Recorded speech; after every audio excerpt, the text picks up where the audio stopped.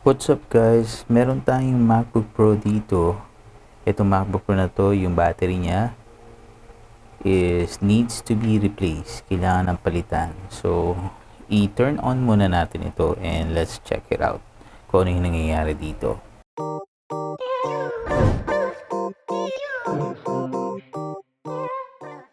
So, this is a 2020 MacBook Pro. So let's go ahead and plug this in and let's wait. Okay, so there you go. So nung nakuha ko to, naka-lock siya. Meron siyang activation lock. Hindi ito ma-access ng owner. Nakalimutin na rin kasi yung password niya. So here it is guys. Ito yung issue niya. Let's go ahead and check the battery. See right here. It says right here, service recommended. So, the battery is not charging anymore. So, kailangan palitan na to. It's always 1%. We have the new battery replacement and papalitan natin yung battery nito. So, let's go ahead and start the procedure. Palitan na natin yung battery nitong MacBook Pro 2020. Let's just go ahead and check the specs. This is the 1.4 quad-core Intel Core i5 model. This is the 13-inch 2020.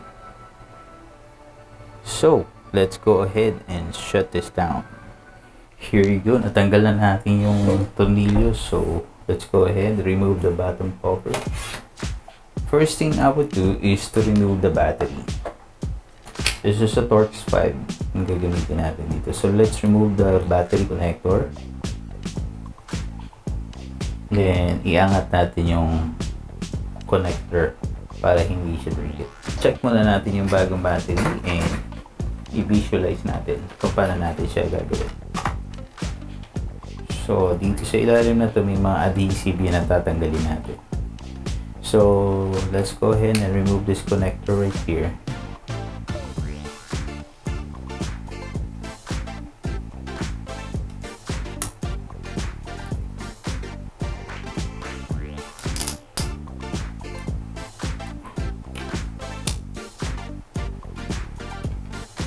And tatanggalin din natin yung screws nito. So ito yung alcohol na kakailanganin natin, 99.9%. Alright, so we got the first battery out. Yung isang battery, nakaangat na siya. This one. Medyo mahirap pero okay lang. Next, left side muna. So, same process. Maglalagay tayo ng alcohol.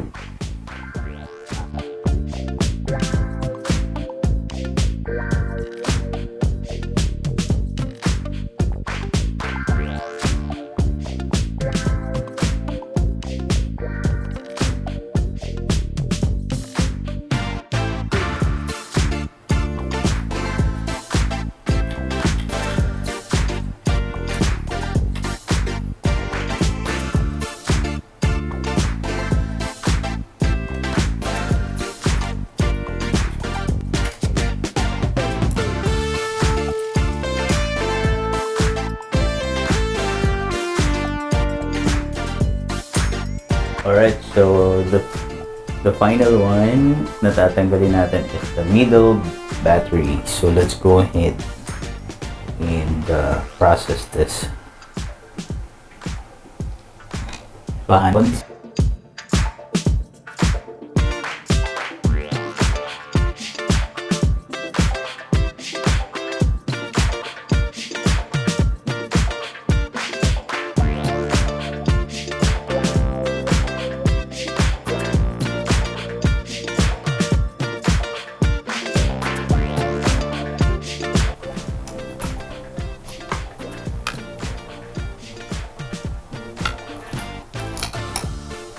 Alright, so we managed to remove the battery. There you go. So now, lilinisin ko lang ito. Tatanggalin natin yung mga old adhesives bago natin i-install yung new battery. Malinis lahat yung adhesives eh. Teka, hindi ko kasi tinanggal kung part na to.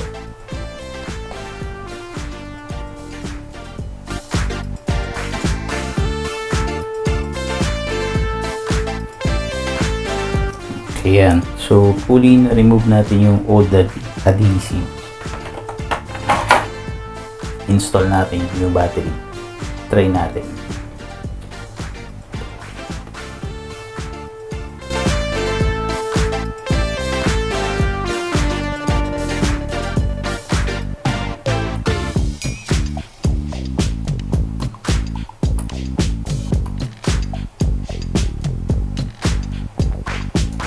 Then, kukunin natin yung cable from the old one.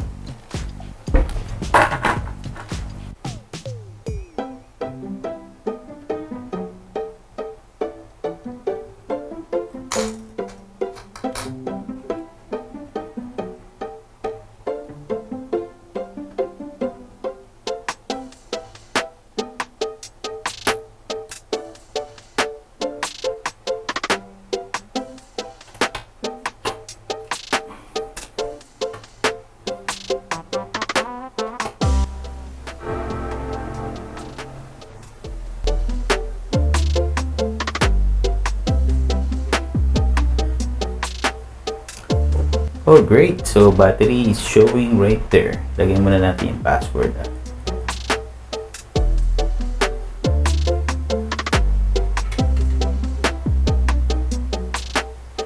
And let's verify the hardware, the battery. So, let's go system report. Let's go power.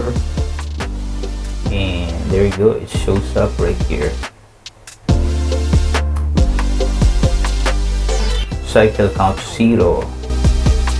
So this is going to be the first cycle. Alright. So the battery is good. So we can close this up now. Okay guys. So we are now finalizing this. Okay siya. Na-test ko yung battery. And it shows up sa system information. Sa system report. So, what I'm doing right now is I am removing the adhesives para madikit na natin siya, ma-secure at hindi siya gumalaw-galaw.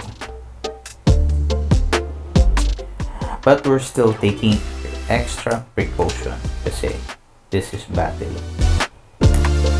Okay, there you go. Natanggal na natin. So, i-position na natin siya.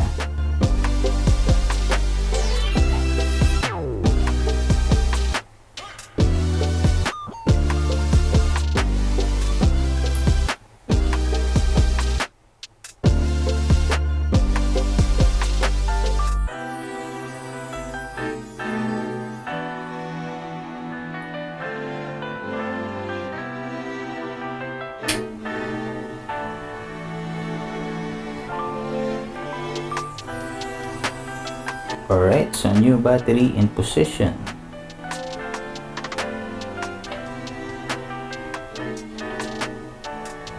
Okay, so pwede natin ilagay yung yung tornilyo dito. So let's just zoom in little more. So again, you are watching the MacBook Pro 2020. Alright, so bago natin i-close the MacBook Pro na to, we're gonna make sure na okay siya.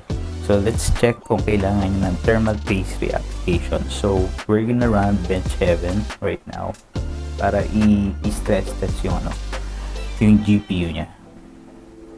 So nakaset yung settings sa medium. Let's go ahead and run it. Ito yung temperature sa gilid, so makikita natin. If the thermal paste is needed. Alright, the current temperature right now, let's go ahead and check. It's 53 degrees, 55. It's slowly rising. Frames per second, nag-hover sa 37, which is good. Temperature still at 63. And this is the medium setting. Ayun, the temperature is now 71. 72, 73. 74, 76, 75. We're gonna wait until matapos ito hanggang sa dulo, and we'll see. 77 na siya, slowly rising.